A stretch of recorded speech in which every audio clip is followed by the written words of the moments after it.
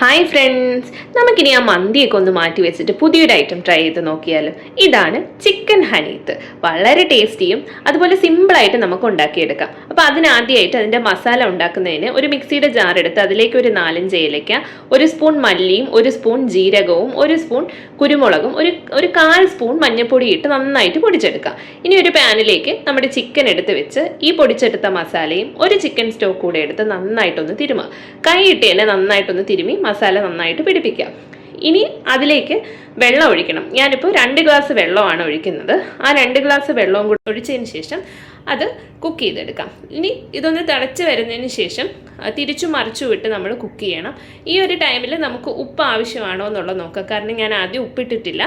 അപ്പോൾ ഉപ്പ് വേണം എന്നുണ്ടെങ്കിൽ നമ്മൾ ചേർത്ത് കൊടുക്കുക. ഇനി ഇത് തിരിച്ചു മറിച്ചു വിട്ട് കുക്ക് ചെയ്തെടുക്കുക. അതിന് ശേഷം ഇതിൽ നിന്ന് ആ ചിക്കൻ ഒന്ന് എടുത്ത് മാറ്റി വെക്കുക. ഈ ചിക്കൻ്റെ സ്റ്റോക്കും നമുക്ക് ആവശ്യമായിട്ടുണ്ട്.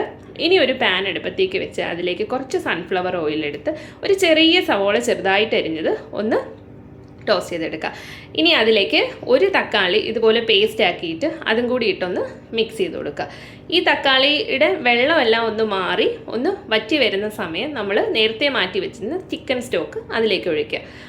അതിൻ്റെ കൂടെ തന്നെ നമുക്ക് ആവശ്യമായിട്ടുള്ള വെള്ളവും ചേർക്കുക. 1 ഗ്ലാസ് അരിക്ക് ഞാൻ 2 ഗ്ലാസ് വെള്ളമാണ് എടുത്തിരിക്കുന്നത്. ഓരോ അരി അനുസരിച്ചിട്ട് മാറും. കുക്കറിലാണെങ്കിൽ 1 ഗ്ലാസ് അരിക്ക് 1.25 ഗ്ലാസ് വെള്ളമാണ് വെക്കുന്നത്. ഇനി അതിലേക്ക് റൈസ് ഇട്ട് കുറച്ച് ലെമൺ ജ്യൂസും ആവശ്യത്തിന് ഉപ്പും ഇട്ട് 2 പച്ചമുളകും കൂടി ഇട്ട് നന്നായിട്ടൊന്ന് കുക്ക് ചെയ്തെടുക്കുക. അതിൻ്റെ കൂടെ തന്നെ നേരത്തെ മാറ്റി വെച്ചിരുന്ന ചിക്കൻ ഞാനൊന്ന് ഷാലോ ഫ്രൈ ചെയ്തെടുക്കുന്നുണ്ട്. കുറച്ചൊരു കളറൊക്കെ വരുന്നതിന് വേണമെങ്കിൽ കുറച്ച് മുളക് പൊടി നമുക്ക് ആഡ് ചെയ്ത് കൊടുക്കാം. ഇനി ഇതൊന്ന് വെള്ളമൊക്കെ ഒന്ന് വറ്റി വരുന്ന സമയം നമ്മുടെ ചിക്കനും കൂടി അതിൽ വെച്ച് 1 മിനിറ്റ് ഒന്ന് അടച്ചു വെച്ച് കുക്ക് ചെയ്തെടുക്കുക. അപ്പോഴേക്കും നമ്മുടെ ഹനീത്ത് റെഡി ആയിട്ടുണ്ട്. മസ്റ്റായിട്ട് ട്രൈ ചെയ്യും.